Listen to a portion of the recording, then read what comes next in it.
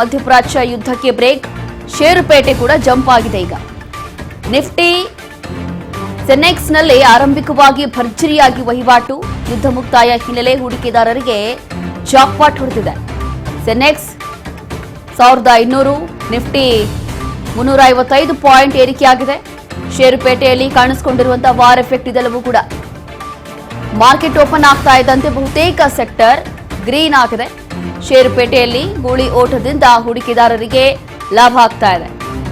ಹೀಗೆ ಯಾವಾಗ ಮಧ್ಯಪ್ರಾಚ್ಯದ ಯುದ್ಧಕ್ಕೆ ಬ್ರೇಕ್ ಬೀಳ್ತಾ ಇದೆ ಅನ್ನೋ ಮಾಹಿತಿ ಬಂತು, ಅದಾದ ನಂತರ ಆಗ್ತಾ ಇರುವಂತಹ ಚೇಂಜಸ್ ಇದೆಲ್ಲವೂ ಕೂಡ ಖಂಡಿತವಾಗಿಯೂ ಕೂಡ ಎಲ್ಲಾ ಒಂದು ವಲಯಗಳಲ್ಲೂ ಕೂಡ ಯುದ್ಧದ ಎಫೆಕ್ಟ್ ಬೀಳ್ತಾ ಇತ್ತು. ಅದು ಯಾವುದೇ ಡಿಪಾರ್ಟ್ಮೆಂಟ್ ಇರಲಿ ಅಥವಾ ಅದು ಯಾವುದೇ ವಲಯ ಇರಲಿ, ಈಗ ಷೇರುಪೇಟೆಯಲ್ಲೂ ಕೂಡ ಈ ರೀತಿಯಾದಂತಹ ಬದಲಾವಣೆಗಳು. ಮಧ್ಯಪ್ರಾಚ್ಯದ ಯುದ್ಧಕ್ಕೆ ಬ್ರೇಕ್ ಬೀಳ್ತಾ ಇದೆ, ಅಧಿಕೃತವಾಗಿ ಮಾಹಿತಿ ಬಂದಿದೆ.